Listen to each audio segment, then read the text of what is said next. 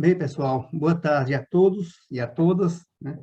Vamos dar continuidade às apresentações dos trabalhos orais da Semana Oficial da Engenharia e Agronomia e do Congresso Técnico Científico, né? Da Engenharia e Agronomia também, é o CONTEC 2021. Tá? Isso é uma realização do CONFIA, Conselho Federal de Engenharia e Agronomia, do CREA Goiás e da MUTO, Casa de Assistência dos Funcionários, né, do CREA como um todo. Tá? É um prazer, né? Vamos ter agora a presença, né, de Bruno Pereira Corrêa, né? Ele é da Universidade Federal do Piauí, né? É um prazer, né? É onde o CONTEC começou. O primeiro CONTEC aconteceu exatamente em Teresina, né? Durante a SOIA que aconteceu lá. É um prazer, né, receber o Bruno. E o trabalho do Bruno será o uso de ferramentas do QGIS na compilação e visualização espacial de dados do mercado imobiliário. Tá? A gente agradece a Bruno, né, pela presença, por ter encaminhado o trabalho do CONTEC, né, ter nos prestigiado. E vamos à sua apresentação, Bruno. Depois, né, a gente vai passar para as perguntas, né, do público e do nosso especialista, que é a professora Rubenha. Tá bom? Então, vamos à apresentação inicialmente. Olá, meu nome é Bruno Pereira Corrêa, eu sou estudante do curso de Engenharia Cartográfica e Diagrammetria da Universidade Federal do Piauí. Vim através deste vídeo apresentar o meu trabalho intitulado Uso das ferramentas do QGIS na compilação e visualização espacial de dados do mercado imobiliário, que foi orientado pela professora especialista Daniela Rodrigues Tavares. Bem, eu desenvolvi esse trabalho com o objetivo de compilar em arquivos vetoriais os dados do mercado imobiliário que são necessários para a realização de avaliação de imóveis. Para isso, utilizei as ferramentas do software QGIS e, para exemplificar o modelo proposto, eu coletei os dados da Zona Leste do município de Teresina, capital do Piauí. Eu tive a ideia desse tema devido aos problemas que os profissionais da área de engenharia de avaliações enfrentam na hora de coletar os dados, como, por exemplo, o dinamismo do mercado imobiliário, a heterogeneidade das características dos imóveis e, principalmente, a falta de informações e padronização dos dados por parte das fontes. Assim, a coleta dos dados torna-se uma etapa muito difícil e demorada, visto que os profissionais terão que procurar em muitas fontes até encontrar dados suficientes para aplicar algum método. E para isso eles vão ter que entrar em contato, com essas fontes para complementar as informações. Nesse contexto, o sistema de informação geográfica pode ser utilizado para gerenciar os dados espaciais, principalmente por causa da sua característica de armazenamento. Assim, os dados serão armazenados em um único sistema de forma completa e padronizada, podendo ser inseridos dados de diferentes fontes. A metodologia desse trabalho foi dividida em 3 partes. A primeira delas foi a escolha da área de estudos. Como eu disse anteriormente, foi escolhida a Zona Leste do município de Teresina, porque é a região da cidade mais valorizada. Logo, é a região onde ocorrem mais transações de imóveis. Aqui nesse mapa, na figura 1, é possível ver o mapa de localização da Zona Leste com a delimitação dos bairros. O software escolhido para desenvolver o projeto foi o QGIS versão 3.4.7. A segunda etapa da metodologia foi a coleta dos dados, que por sua vez foi dividida em 2 etapas. Primeiramente foram levantados os dados para compor a base cartográfica do projeto e em seguida foram coletadas as informações do mercado imobiliário para compor o banco de dados. Os dados cartográficos foram formados por 2 camadas.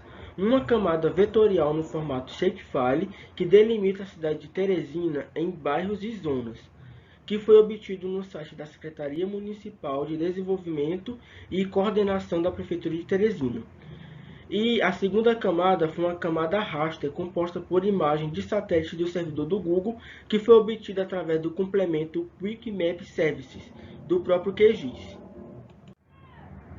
Os dados imobiliários foram coletados em sites de imobiliárias, onde foram pesquisados por imóveis do tipo casa e terreno, sendo coletadas as seguintes informações de cada imóvel: área, frente, profundidade, endereço com rua e bairro, situação na quadra, se é no meio, se é de esquina ou se tem várias frentes, o valor que está sendo vendido, a situação mercadológica, se é oferta ou se é transação, a data da coleta e a fonte dos dados.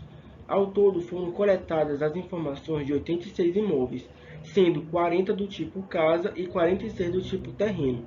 E essa pesquisa durou do dia 28 de maio até o dia 11 de junho de 2021. A terceira etapa da metodologia é a manipulação dos dados. Nessa etapa, os dados coletados foram inseridos no SIG, no caso no software QGIS, onde foram criadas duas camadas vetoriais no formato shapefile para representar os dados coletados, um para os imóveis do tipo casa e outra para os imóveis do tipo terreno. Nessa etapa, as camadas vetoriais foram configuradas da seguinte maneira: o tipo de geometria escolhido foi ponto, o sistema de referência adotado foi o SIGA 2000, projeção UTM Zona 23S, e os campos da tabela de atributos foram as informações dos imóveis. Com as camadas vetoriais criadas, os dados imobiliários foram inseridos no SIG, onde o produto final obtido foi a tabela de atributos. Essa tabela de atributos funciona como um banco de dados, onde a partir dela é possível fazer as pesquisas pelos imóveis, bem como aplicar técnicas de geoprocessamento para realizar estudos sobre o mercado imobiliário. Na figura 2, é possível ver a tabela de atributos e nela é possível ver que os dados ficam bem padronizados, todos os dados de diferentes fontes. Por fim, pensando em formas mais acessíveis de visualizar as informações do banco de dados, as camadas vetoriais foram salvas no formato KML. Esse é o formato utilizado no Google Earth. Além disso, foi utilizado o complemento QGIS Cloud para publicar os dados na internet, numa plataforma que funciona como um WebSig, que possui algumas funções do QGIS, e é possível acessá-lo utilizando um servidor de internet. Os principais resultados obtidos nesse trabalho são os arquivos vetoriais, criados para representar os imóveis, bem como armazenar as informações. E essas informações podem ser visualizadas de três formas diferentes. A primeira delas é o arquivo shapefile, a segunda é o KML e na terceira é através do QGIS Cloud. Os arquivos no formato shapefile podem ser visualizados no computador utilizando qualquer software de SIG, como o QGIS, o ArcGIS e o Spring. No entanto, é necessário que o usuário saiba utilizar tais programas para poder realizar as pesquisas e análises. Por exemplo, o arquivo shapefile, quando é aberto no software QGIS, é possível ver somente os pontos na sua interface. E apesar da localização do endereço estar na tabela de atributos, é impossível ver visualmente, espacialmente, onde esse ponto está localizado. Assim, é necessário que o profissional saiba colocar uma imagem raster por baixo, seja uma imagem por satélite, seja uma imagem de um aerolevantamento ou através do complemento, como eu fiz nesse trabalho. Com a imagem raster inserida, é possível ter uma visualização espacial dos dados. Assim, o profissional pode estar aproximando a imagem do imóvel que ele pretende avaliar, está traçando um raio e coletando os dados que ele pode estar utilizando na sua avaliação. Além disso, o QGIS também possibilita que os dados podem ser exportados em formato de texto, como por exemplo o formato do Excel. Assim é possível ele estar manipulando os dados lá, no caso, aplicando os cálculos. Já os arquivos no formato KML podem ser abertos no software Google Earth. Como uma das funções desse software é visualizar as imagens do servidor do Google, então o profissional não precisa estar preocupado em inserir uma camada raster para obter uma visualização espacial dos dados. Assim, quando o arquivo é aberto, já aparece aqui esses ícones mostrando a localização de cada imóvel. E quando clicado nele, é aberta essa caixa com as informações de cada imóvel. No entanto, esse software não possibilita que esses dados sejam exportados. em formato de texto. Então, caso o profissional queira, ele precisa criar seu próprio arquivo. Outra vantagem do software do Google Earth é as camadas, né? Como, por exemplo, a camada que mostra o nome de ruas, a camada que mostra nomes de bairros. E, além disso, também é possível traçar rotas, caso o profissional queira visitar algum desses imóveis.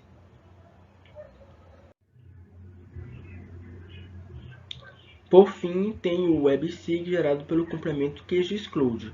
Como mostra a figura 6, a sua interface já vem configurada igual a do QGIS, com a camada raster já inserida.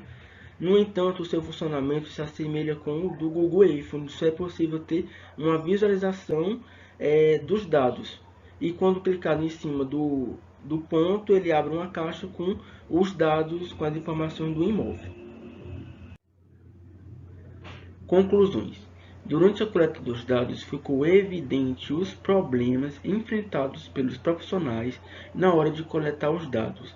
Em muitos sites de imobiliárias faltam informações como endereço completo, valores de área, de profundidade e de frente.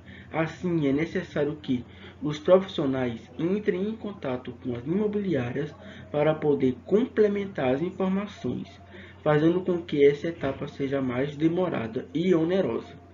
Porém, o SIG mostrou ser uma ótima ferramenta para armazenar os dados do mercado imobiliário e disponibilizá-los para o público, tendo como principal vantagem a redução do tempo gasto por eles para coletar os dados e assim formar a amostra do serviço.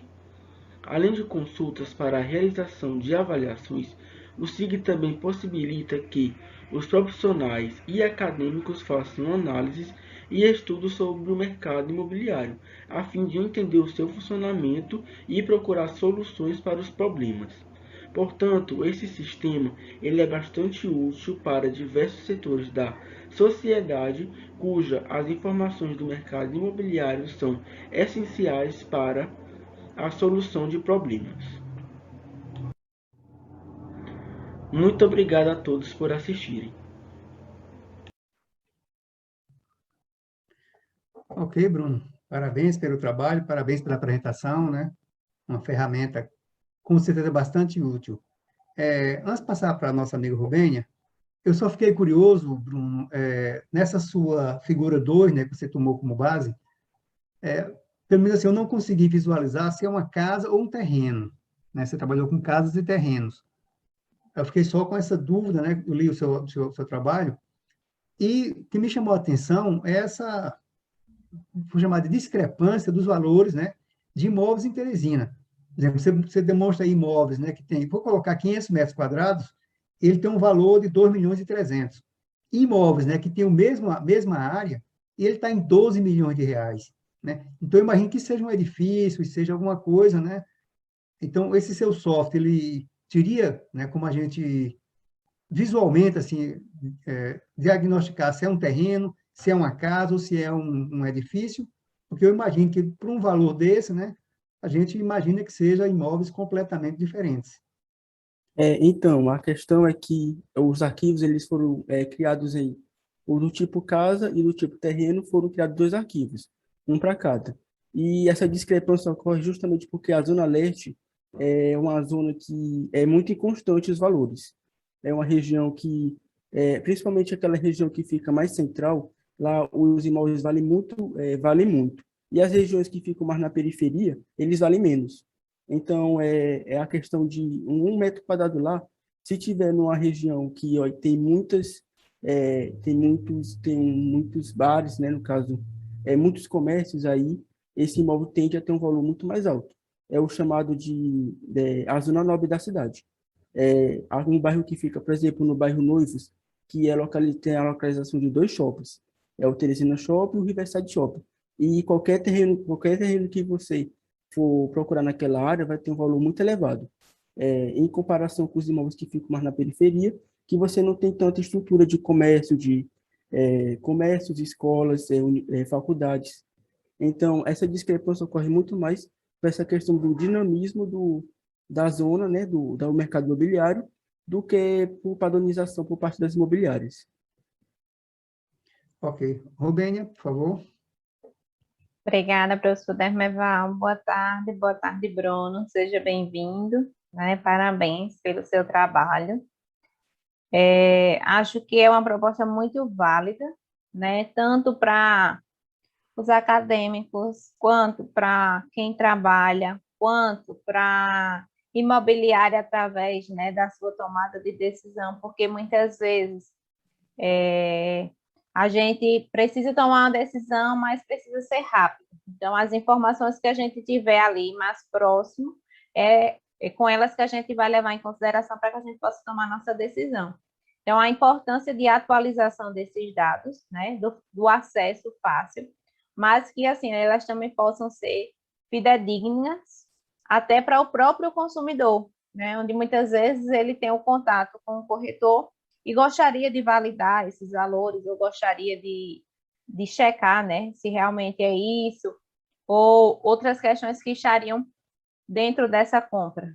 E eu acho que o software ele vem para contribuir, né, nessa questão. Eu queria perguntar a você se como você validou esses seus dados depois que você incluiu eles no software. Você pegou, coletou e incluiu eles, mas qual foi a validação que você utilizou? Primeiramente, muito obrigado pelas palavras, né? E essa questão da validação, no caso, você está perguntando, é questão de verificar as informações, no caso, a veracidade. Isso. Nesse quesito, eu não tive essa preocupação. A questão do meu trabalho era mais pegar esses dados, né, que geralmente os profissionais, quando eles vão fazer um serviço de avaliações, eles pesquisam nessas fontes, né, nas imobiliárias.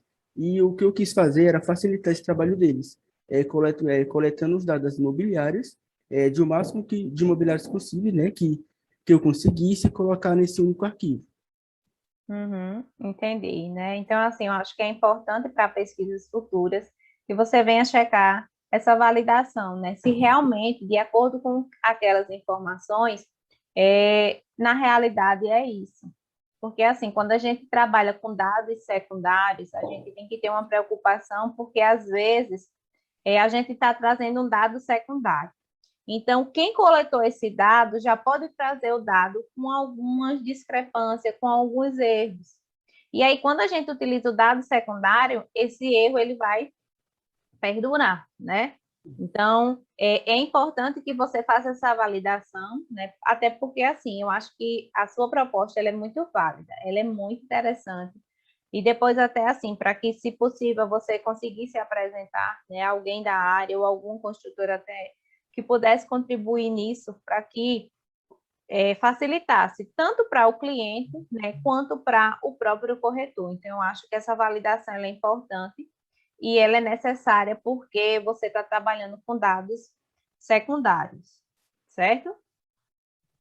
Sim, e inclusive isso leva ao ponto que o Demerval apontou, né? Que tem muito essa discrepância dos valores.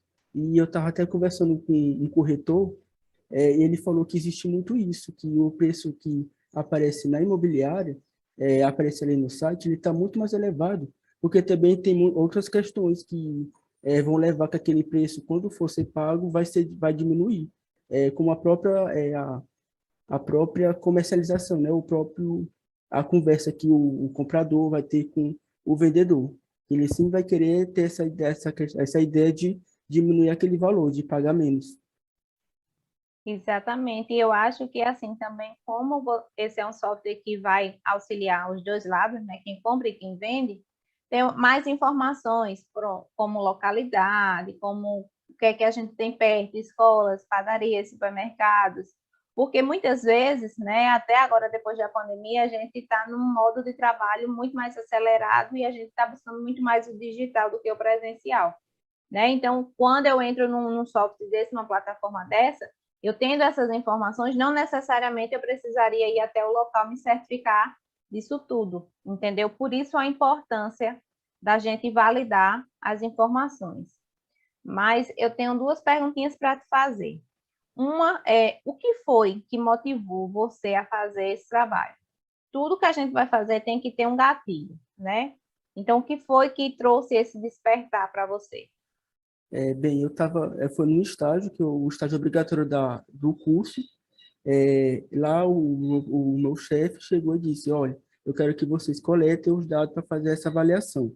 E foi justamente nessa coleta dos dados que eu senti essa dificuldade, porque as imobiliárias, elas não informam tudo, todos os dados que o engenheiro precisa, né, para fazer aquela avaliação.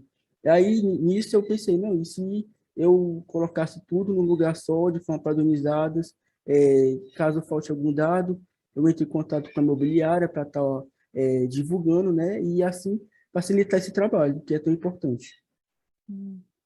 Entendi, Bruno. Satisfeita com suas respostas, né? Muito obrigada pela sua participação, muito obrigada, né, por ter acreditado no Contec, por ter enviado seu trabalho, né, e que sejam, nos próximos, a gente possa ver a evolução não só desse trabalho, mas de outros que você venha a desempenhar. Parabéns pela iniciativa. Tá certo. Muito obrigado também pela aprovação. Foi um prazer estar aqui apresentando meu trabalho num evento tão importante como a SOIA e o Contec, né?